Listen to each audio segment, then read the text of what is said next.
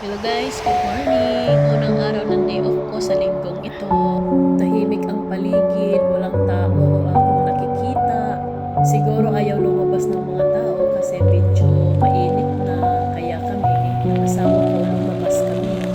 Masayang masaya, nag-scooter, tsaka yung asawa ko ay nag-biking. Gusto niya talagang lumabas kasi maganda yung araw. Kaya sinamahan ko na lang siya, mag-bike daw siya para pagpawisan. At ako naman, dahil hindi nga ako masyadong nag-walking, so nagdadala ako ng scooter. So, tingnan mo, sarap ng buhay, hayahay.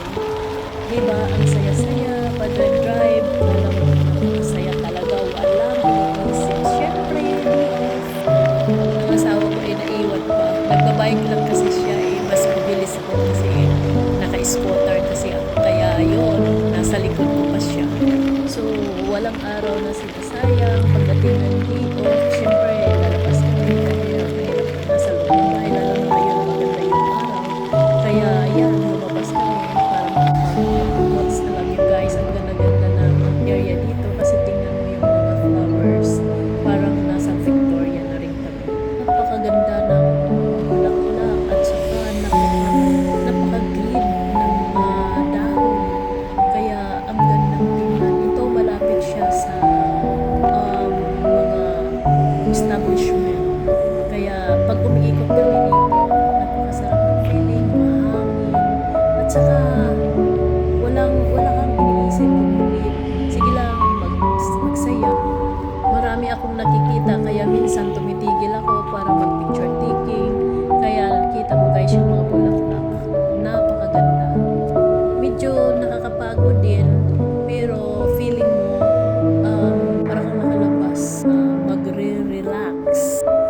Lagi niya kasi sinasabi, tara labas tayo kasi gusto kong makapag-relax. Nagpahinga muna kami dyan banda para ayusin niya yung kanyang pambalot sa kamay kasi ayaw niya kasi matigas kasi yung hawakan ng kanyang bahay.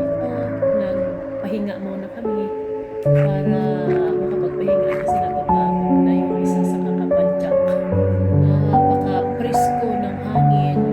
Walang tao masyadong naglalakad kaya parang kami lang nandito ngayon. Tahimik ang paligid kaya kahit anong gusto namin gawin, tingnan niyo guys, walang katao-tao. Pero ang ganda ng area. So dyan mga banda, meron dyan mga grocery, Walmart, tapos may mga kainan, mga bangko.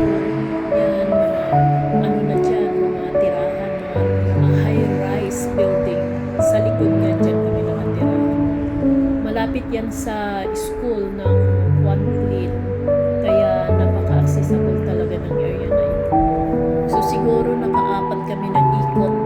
Kaya kasi gustong-gusto pa niya. Tuwang-tuwa siya na nag-biking. Minsan nagpapalitan kami ng scooter.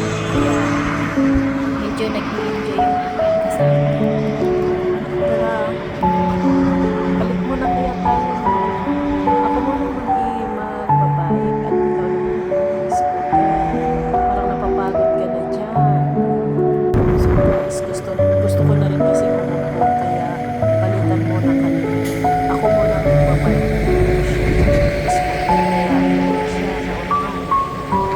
Nauna na siya sa akin kasi syempre nag-scooter siya. So naiwan ako kasi nagbabike. Tapos guys, may biglang dumating na truck. Napaka-alitabok ng dinaanan ko.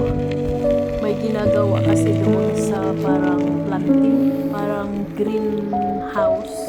Iniwan ko naman siya, naiwan siya muna nag-i-scooter para kahit papaano makapag-relax yung kanyang paa sa kakapadyak. Napapagod na siguro kasi nakabike lang siya. Pagdating ng unahan, ang ganda ng bulaklak. Video tumigil muna ako kasi gusto kong mag-picture taking dito. Napakaganda. Tapos dyan sa may unahan, may tubig. Dati madaming mga duck dyan na nag-i-standby. Aywan ko ngayon, walang nag-i-standby. Baka napapansin na nila na pakunti na yung tubig. Napakahangin po dito. So, napaka-presko ng hangin. Tapos, ang ganda ng mga tanawin. Sa mga bulaklak pa lang, mawawala na yung mga problema. Tsaka tingnan nyo guys, maganda talaga mag-walking. Kabilaan dito. So, talagang mga bulaklak, tapos sa gilid may kahoy. Ikot ka lang ng ikot, siguro mga 30 minutes makaikot ka ang luwang ng area. So, bawat ikot mo 30 minutes. Tapos siguro mamaya pupunta kami dyan sa Walmart. So, tingnan nyo guys yung flower, napakatingkad ng kulay. 'Di ba? Ang ganda. Anong kulay niyan? Fuchsia? Fuchsia pink? Or parang roasting nan. Kahit maaraw na guys, pero malamig pa rin yan. Grabe, mahangin. Matingkad ang araw, lalo na pag nakabike ka. Napaka-presko, napakahangin. Ayan na naman ang mga bulaklak. Nakaikot na naman ako dyan sa bulaklak. At ayun guys, mga high-rise building. Maraming nakatil dyan. Ganda rin tupira dyan. Kaso, mahal. Mahal ang bayan. Siguro pag nandiyan ka nakatira, maganda tingnan yung sa baba. So, tuloy-tuloy lang guys ang ikot namin. Ayun. Ganda rin doon, oh. Ganda ng pagkatanim ng yung kahoy. Ang luwang ng area na ito, kung ginawa lang sana nila ng mall, ang laki siguro ng parking. Oh guys, nga pala, baka naman paki-like, share, and subscribe. Suporta sa mga walang trabaho na maraming oras at walang masyadong kita. Siyempre guys, pag walang trabaho, maghanap ng mapaglibangan. Boring kaya mag-isti sa bahay. Kaya labas-labas pag may time, galaw-galaw para lumakas. Siyempre guys, pag pumunta ka sa ganitong area, parang nagkakaroon ka ng peace of mind. Makakalimutan mo lahat. Malaking tulong din guys yung ganitong area. Tingnan mo lang ang paligid. Wala. Tanggal lahat ng iyong mga iniisip. Tingnan nyo guys, maliban sa bulaklak, ang ganda nito. Di ko alam anong pangalan dito. Pero ang ganda niya tingnan. So yung iba nga, nagtatanim ng ganito sa loob ng paso at lalagay nila sa bahay. Parang nakaka-good vibe. Ayan guys, nakaikot na naman ulit kami. Ayan, sarap ng life. Kaya guys, ganda na ng araw, kaya labas na kayo, hiking,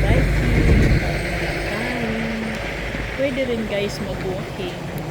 Siguro yung walking 45 to 1 hour yata ang ikot. Baka naman guys, paki-like, share and subscribe sa aming channel kasi gagawa kami ng aming activities during our day off. Huwag kalimutan kasi now magsa-summer na. I'm sure maraming ganap sa aming buhay. Bye-bye!